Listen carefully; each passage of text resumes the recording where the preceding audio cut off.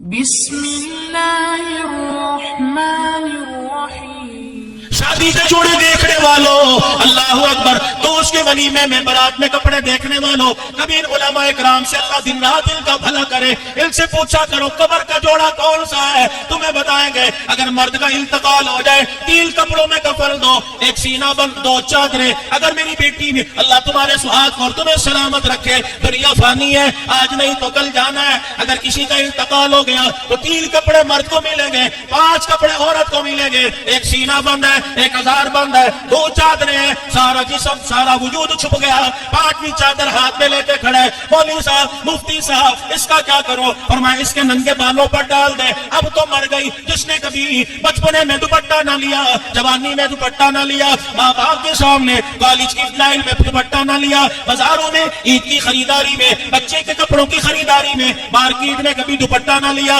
شادی بیاہ میں ننگے سر پھرا کرتی تھی، آج مر گئی، ان کا معاملہ تمام ہو گیا، کام ختم ہو گیا، اب اس کے سر پہ دوپٹہ کیسا؟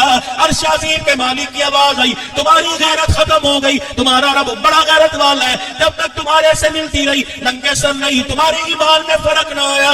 اللہ اکبر، اب قبر میں آ کے میرے سے ملاقات کرے گی، میں نہیں چاہتا جب میرے سے ملاقات کرے میری بندی کا سر ننگا ہو، چلیوٹ کے مسلمان ہو، جاؤ اپنی بچیوں بہنوں کو جا کے بتا دینا، جو اللہ قبر کے اندھیرے میں ننگا سر برداشت نہیں کرتا، وہ چلیوٹ کی مارکیٹوں میں ننگا سر کیسے برداشت کرے گا؟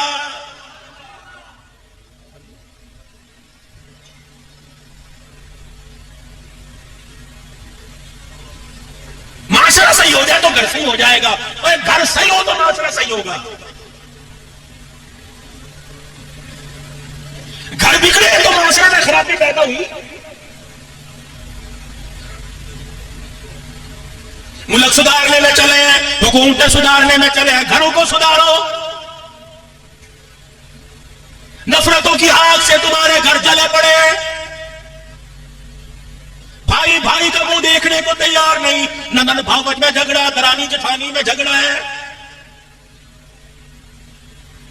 سالے بہنوئی میں جھگڑا، ماں بیٹے میں، بیٹی میں جھگڑا، باپ بیٹے میں جھگڑا، لڑائی ہے۔ اور لوگ پوچھتے ہیں قیامت کب آئے گی؟ اس سے بھی بڑی کیا قیامت ہوگی؟ باپ بیٹے کے درمیان محلے والے صلح کرا رہے ہیں۔ کیا یہ وہی دین ہے جو پیغمبر انقلاب صلی اللہ علیہ وسلم نے صحابہ اکرام کی جھولی میں ڈال کر کہا تھا آج میں نے اپنا کام مکمل کر دیا، تم گواہ ہو، کیا جو محنت میرے ذمہ لگائی تھی اس محنت کو میں نے پورا کر دیا؟ صحابہ بولے، ان کے بولنے پہ رب بولا الیوم اکملت لکم دینکم واتممت علیکم نعمتی ورضیت لکم الاسلام دینا۔ محمد تو نے اپنا کام، اپنا مشن پورا کر دیا، آج دین کی بہاروں کو اللہ نے مکمل کر دیا۔ اور لوگوں اپنے لباس میں، اپنے کردار میں، اپنے جسم و جان میں، اپنے ماحول میں، اپنی شادی بیاہ میں، اپنی موت میت میں، اپنی غمی خوشی میں دیکھو آج وہ دین اس دین پر عمل ہو رہے ہیں جو کملی والا 1400 سال پہلے اس امت کی جھولی میں ڈال کے گیا تھا۔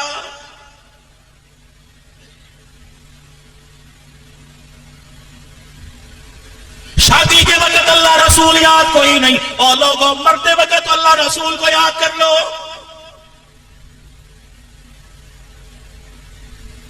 موبائلوں پہ دیکھ رہے ہو، ٹی وی پہ دیکھ رہے ہو، اخباروں میں دیکھ رہے ہو، ادھر جنازہ جا رہا ہے، بجائے قل اللہ پڑھنے کے، بجائے کلمہ طیبہ پڑھنے کے، ڈھولک کی تھاپ پر بھگڑا ڈالا جا رہا ہے اور اپنے پیر کو دفن کیا جا رہا ہے۔ ایمانداری سے بتاؤ اس سے بڑی قیامت کب آئے گی؟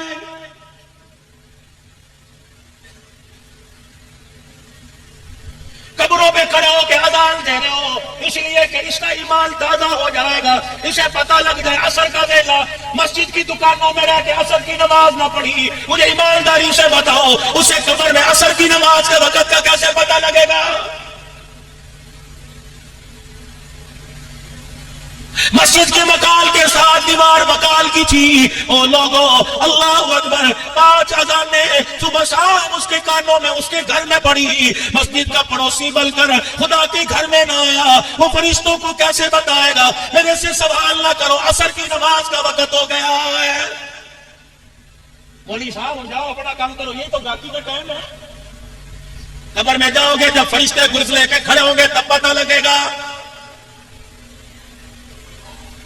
ادھر منہا خلقناکم وفیہا نعیدکم ومنہا نخرجکم تارۃ اخری۔ او لوگو، یہ کھانا کھانے کی دعا نہیں ہے، یہ نیا کپڑا پہننے کی دعا نہیں ہے، یہ سواری پر چڑھنے کی دعا نہیں ہے، بلکہ قبر پر مٹی ڈالنے کی، 3 مٹھیاں ڈالنے کی یہ دعا ہے۔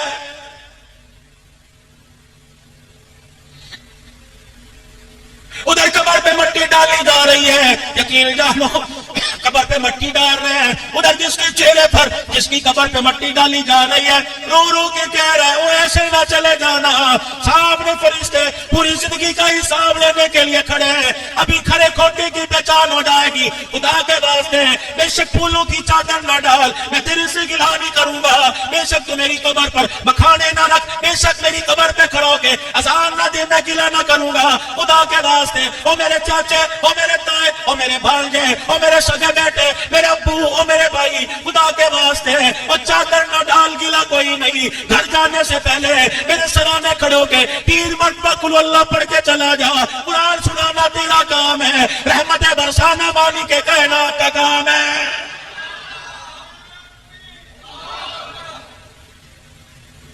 اس کام کے لیے کسی کے پاس فرصت ہی کوئی نہیں۔ مولوی صاحب آگے آنا، مولوی صاحب آگے آنا، اے مولوی کا باپ نہیں مرا، تیرا باپ مرا۔ غسل مولوی صاحب سے کفن لے کے آئے، کفن سنت کے مطابق بنائے، کفن پہنائے، وہ لوگوں قبر میں کفن سنت کے مطابق مولوی صاحب اتارے، مٹی سنت کے مطابق مولوی صاحب ڈالے، کھڑے ہو کے دعا کرے، گلخانی میں بیان کرے، رب کائنات کی قسم ہے جنیون کے غیور مسلمانوں مجھے ایمانداری سے بتاؤ، سارے مولوی کا کیا تیرا حق کوئی نہیں؟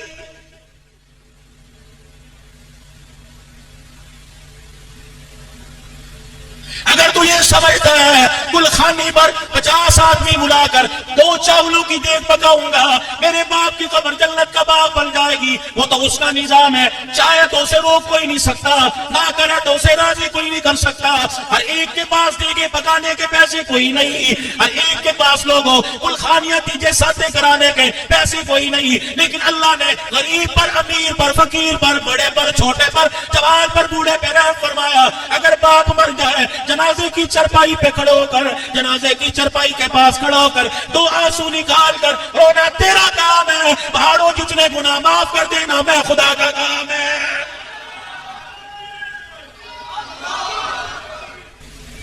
آنے والے معزز مہمانوں کو دل کی گہرائیوں سے خوش آمدید کہتے ہیں۔ اللہ ان کا آنا یا پڑھنا باعث رحمت، باعث برکت، باعث امن ہدایت کا ذریعہ بنائے، لیکن اس فقیر کو 5 منٹ اور برداشت کر لو۔ میری بات وہیں سے شروع ہی کا ختم ہو رہی ہے۔ او لوگوں، سنت کے مطابق جینا نہیں چاہتے، مرنا تو سنت کے مطابق سیکھ لو۔